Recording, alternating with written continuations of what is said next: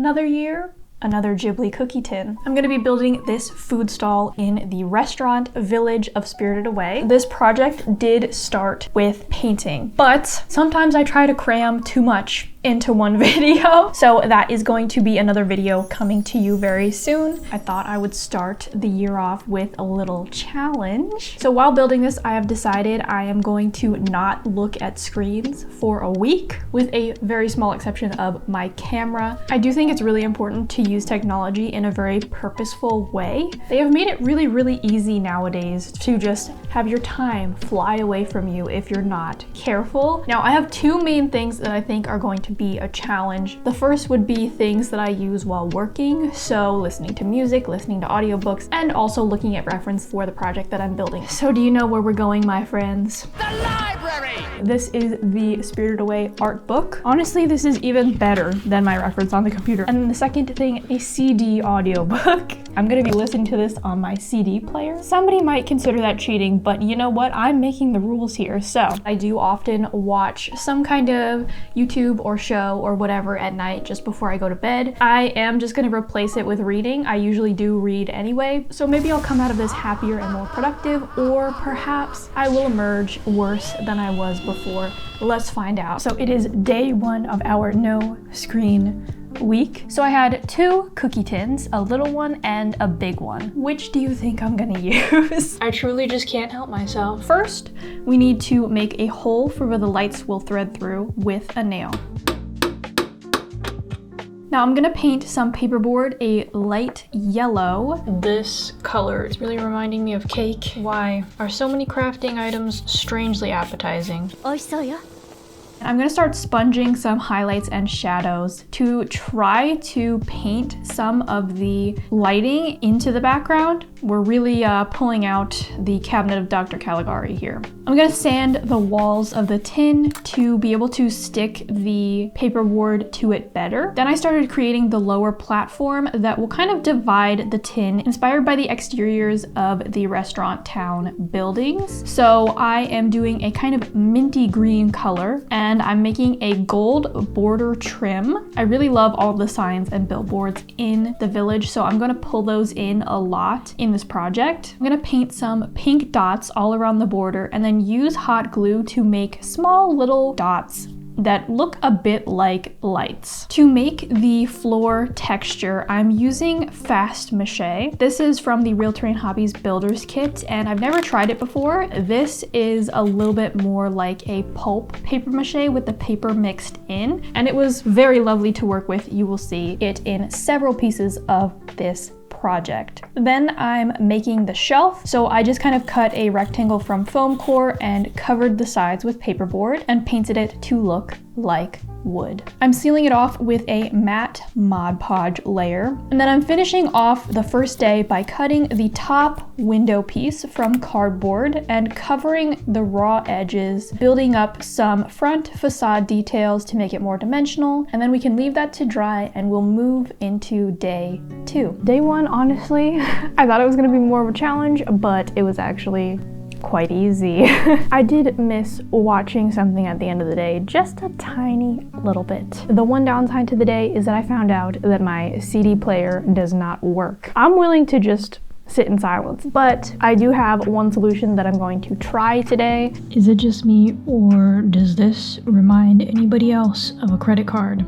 Dinner's on me tonight, friends. I left the textured floor to dry overnight, so we are going to paint that. I'm not gonna lie, these are some ugly floor colors. Reminds me a little bit of baby food, but I'm adding a track for the sliding doors, even though they will not be sliding this time around, and then attaching the front bottom pieces together. I'm painting the top window frame to look like wood, and then I can start building these sliding doors from these wooden knives. This is all just getting glued together with wood glue, of course, and then we can leave those to dry and start building the counter. So I cut the shape from cardboard first, covered it with paperboard, and then I can start painting in the tiles. This is really just reminding me of jam. I wanted to sit here this week and see what I'd be thinking about, and it's just food, I guess. And then, over top of that, we are going to make the tiles by covering these painted squares with cut squares of clear plastic packaging. So I put some tacky glue down and then press the clear piece to try and spread it as evenly as possible. I will say at the beginning, I did this a lot worse than later. I got way better at it. I don't have grout, but I do have this mysterious white powder, which will be perfect. It's plaster of Paris. And this is pretty much exactly like normal grouting. Why am I starting in the middle? I don't know, probably shouldn't. So you just spread it all over and just wipe off the excess. When I tell you, this was so much fun. Just got so much joy from doing this tiny grouting for some reason. Then we are moving into day 3. I would like to say that this is really a challenge for me because I think that would probably be more in the interest of the video and what I was expecting, but honestly, just been enjoying it so far. I think this is making me want to just, when I'm working on a project, maybe not go on the computer at all during the day. I've obviously been utilizing this quite a lot for reference, but I've also been working my way through it, just reading and looking at all the images, and oh my goodness, I love this so much. I feel like this is so great for if you're working on a project like this. It is so helpful and so inspiring. I did also manage to set up the DVD player. So I did listen to the first CD of the audiobook. We're gonna start by painting the wooden part of the doors that I made yesterday. I'm using this chestnut stain from the builder's kit because I really wanted to try it. You really just paint it on and then wipe it off. It'd be great if it could be a little darker, so maybe if I go in a second time. I will say that since I had to do several coats of it to make it a darker wood, it didn't really look that much different from if I had just used acrylic paint. But when I did the first layer of it, when it was a lighter wood, it did look really nice. I'm adding some clear packaging for windows. And then we're finally to one of my favorite parts, the stained glass. These are pretty small elements on either side. I drew out the template pattern for the stained glass designs, put that under the window, and then I start painting on with black acrylic paint. We'll set that aside to dry, and then we're back to finishing up the counter. Adding a red bottom strip for trim. To make the tiered shape, I'm adding some spacer cardboard pieces in between, and then just building up the second layer of the counter from there. The top has a little slanted section, and then I'm making the second tier of the counter and attaching it all together. After the shape was fully done, I had to finish off the rest of the tiling. This was actually a lot more difficult than the beginning tiling because there was a lot of smaller pieces. Moving into day 4, we are starting off with finishing grouting the countertop. For my first time doing this, it doesn't look so bad. Cleaning my palette off. Look at what just came off of it. Oh, that's so satisfying. We can move on to attaching the colored gels onto the stained glass windows. Some of these are small pieces of lighting gels that I have left over from different projects. And some of this is also just colored plastic bags that I've gotten just in different packaging. For colors that I didn't have anything close to, like this light yellow green, I mixed watercolor with Mod Podge. Gloss Mod Podge is ideal, but I did not have any, so it gives you the color, but you can still see through it pretty well. The only thing is, it does tend to be streaky depending on how big of an area you're covering. We're gonna go into our wood window frame and just matte Mod Podge. Then I'm gonna add normal plastic packaging to the windows. Then I needed something to be the shade for the pendant light at the top. I had these milk bottle tabs and they were just the perfect shape. I just poked a hole in it that was big enough for the light to thread through, and then painted a brown base on that and a bronzy color over. To wrap up the day, I am putting in the bottom platform into the tin and finishing off the raw cardboard edge with fast mache so that it matches the rest. It is day 5. I feel like the biggest thing out of this week is that I've learned where the computer and technology is necessary in my life and where it isn't. Today is going to be one of the small exceptions in this whole week because my camera card is almost full. So in order to keep filming this video, I am gonna have to offload my footage. This feels so wrong. I'm gonna do a speed run of offloading my camera card footage. Back to the project. After the paper mache had finally dried, I am painting it to match the rest of the floor, and then we're moving in to make the roof. Now, I really wanted to try these shingles from the Real Terrain Hobbies kit. The one thing is that they are quite thick. I've been looking for an opportunity to try these, but a lot of the projects that I do need really, really specific shingles, so I would usually make them out of cardstock or paperboard just because it's a little bit thinner. I always paint the shingles first and then put them on because let me tell you, from experience, it is just so much easier that way. I'm using a rust colored chalk pastel to start shading that, and then I'm laying them on to the roof piece that I cut out from cardboard, and then of course going in to do some more highlights and shadows after they're all attached. These ended up being too thick to fit well into the tin. The one thing is that they are quite thick.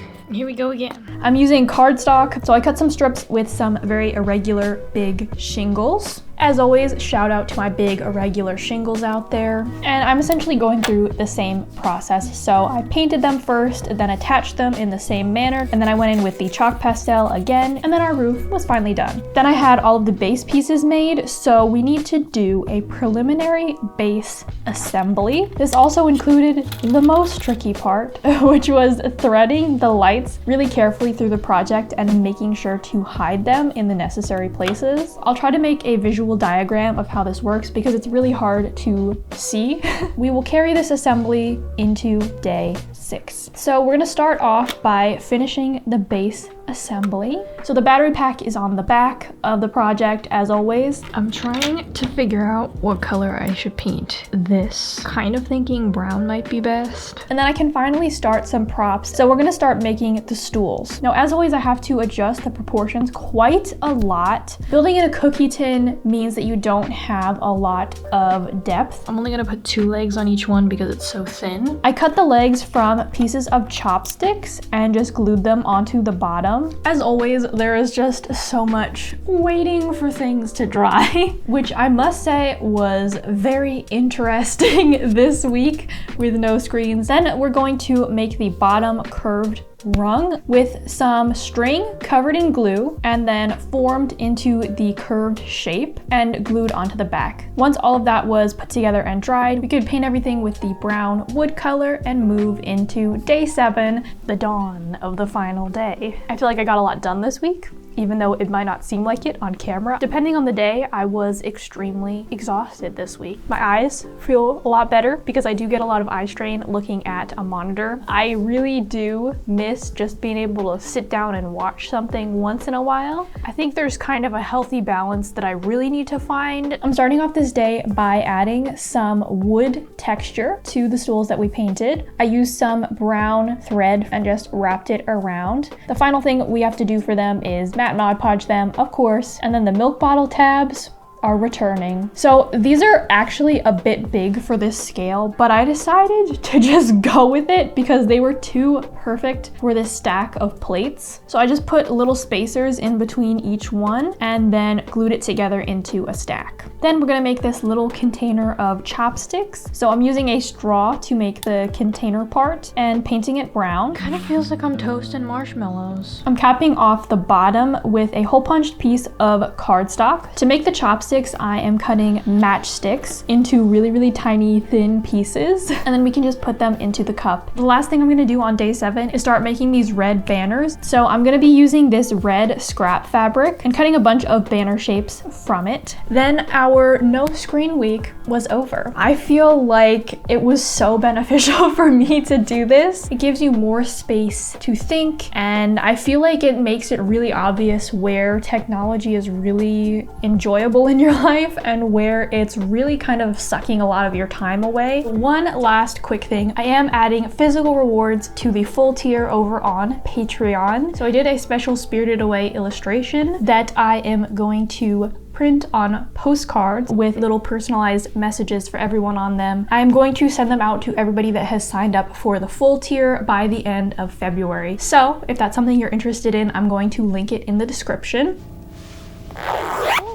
Now get back to work. Let's finish up this cookie tin. I painted the banners a bit of a darker red to make them closer to the actual color. Then I went over with matte Mod Podge to try to make them a little bit more stiff. Then I started painting the characters onto them. I'm not gonna lie, it was really hard to see some of these. I'm also not an expert on kanji. Please forgive me. Then I added a dot of metallic silver for the little pins, and once those were complete, we could move on to making some of the things that are hanging off of the shelf in the back. So I'm gonna start by making these hanging spatulas from cardstock, and then for the handle, I'm using again part of a matchstick, and then I just attached those pieces together, painted it silver, and then moving on to some of the things on top of the shelf. So I'm using some old pieces from different miniature projects for filler on the top of the shelf because it's really hard to see what's on there anyway. Then we're gonna move into making some pans and the plates for the food. We're doing this with Sculpey. If you've been here, you know this. I'm not great at sculpting. It's honestly a little bit embarrassing just how long these took me to make.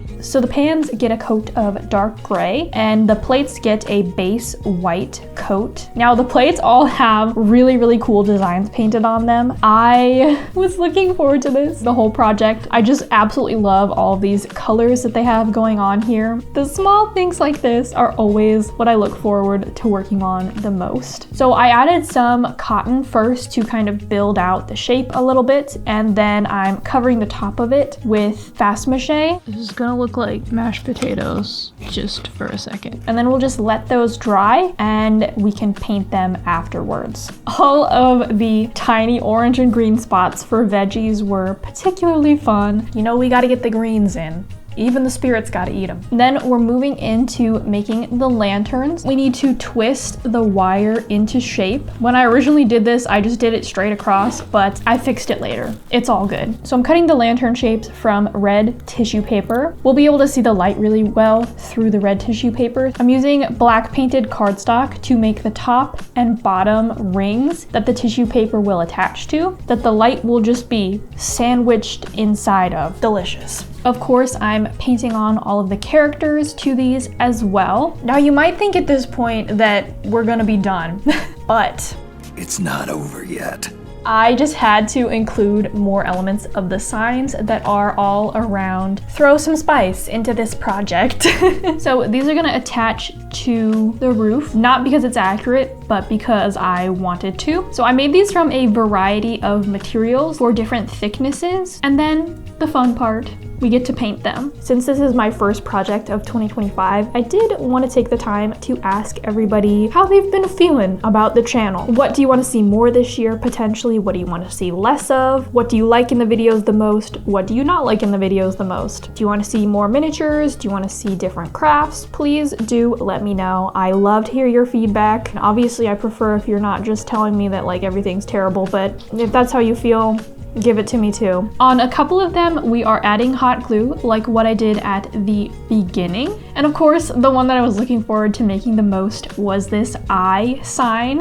This one has kind of some curved eyelashes at the top on both sides. So I'm taking a thin piece of cardstock and really, really carefully splitting it down the middle at the top. And then I just had to make the spirits. So I cut the shapes of them from plastic packaging and I painted on some white acrylic for their eyes. And then to give them kind of a translucent black appearance, I used a mixture of black watercolor and gloss varnish this time. Another very, very important part, we need to paint the outside of the tin. Our most recent Patreon project challenge was day and night, and this is where I decided to bring that theme into this project. Now I'm doing something somewhat similar to what I did on the Kiki's Delivery Service project, where it kind of tells the story with a lot of places in the film. We are starting with a gradient from a lighter blue to a darker blue, and I'm sponging this on to get a really nice transition. So I decided to do this mostly with acrylic markers this time, which actually made it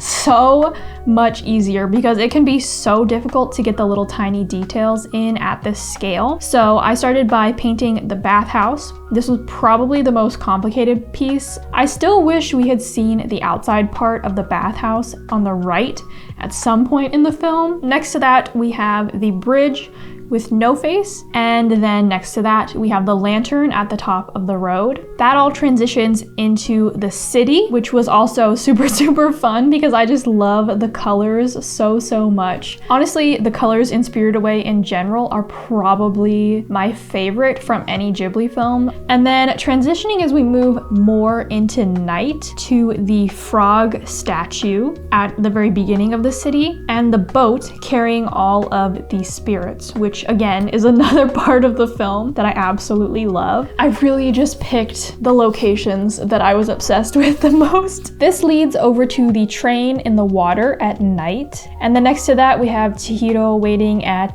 the station with her little companions, of course. Not that you can tell. And then finally next to that we have Lin in the boat taking her to the station. Up in the sky I'm going to add Haku in dragon form. It's kind of looking like toothpaste right now, just a strip of toothpaste. And then we're back to the bathhouse. So after I put in the major anchor points that I wanted to include, there were some big gaps that just looked really empty, especially in a lot of the sky areas. So I just added some more detail in those areas. And then the outside was complete, so all we need to do is hit it with some matte Mod Podge. I am designing this bottom part of the cookie tin around this little pig sign that appears at the beginning of the film. So we need to make a pig. I'm cutting out a paperboard shape and then just painting it to look like the sign. I added a foam piece to the back of that so it'll stick out just a little bit, and then on either side of that at the bottom I am putting the kanji from the sign as well, painted with puffy paint to add some dimension to that. After that dried, I just painted it with a base layer and then gold on top. And finally I'm adding some small little wooden beams under the roof. Then it was time for our final assembly.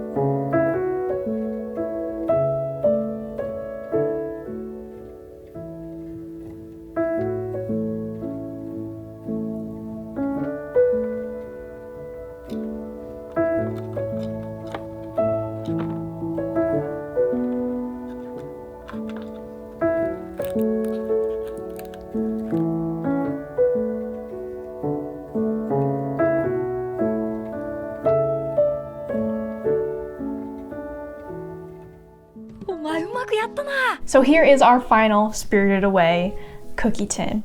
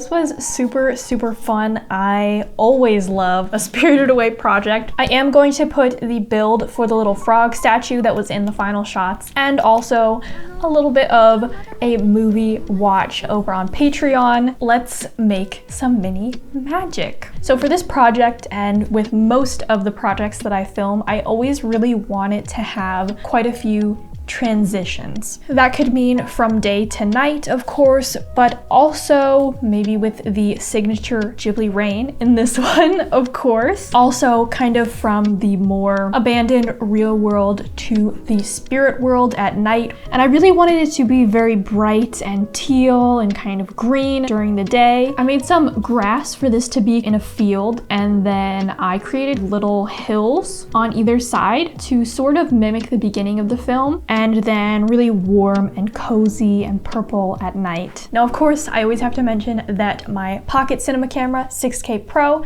that I use for filming all my projects and the studio version of DaVinci Resolve were provided to me by Blackmagic. There's a ton of different ways you can add rain to a scene in editing. A really easy way is to use an existing video overlay and put it over your footage, but if you want a greater degree of control, you can also make it pretty easily in DaVinci Resolve. So you just want to add a Fusion composition over your footage, and then in the Fusion page, we'll add a background node, which will allow you to size everything to your footage. Then we'll add an emitter and render node. In the emitter node, we are going to make the region a rectangle and size it to fit past the frame and change it to bitmap. Then we're going to make the raindrop that is going to be sampled to make the rest of the raindrops with a polygon. Then we can start tweaking the movement that we want in the emitter. So we can set the velocity and the direction we want the drops to go. We can also change the number of raindrops depending on how heavy you want the rain to be and how big your scene is. And then we'll also add a turbulence node so we can make the movement a little bit less uniform. Then we can just turn down the alpha on the background node to make it transparent so the rain will overlay on top of our shot. And we have rain. That's a very brief version, but there's a lot of really great tutorials out there if you want to do something similar. I also wanted to add some spirits out at night besides the ones that I made, so I animated some. I drew all of these spirits frame by frame and then just put them in DaVinci Resolve and animated their movement just a little bit. Very, very simple, but super fun. I had the best time working on this project.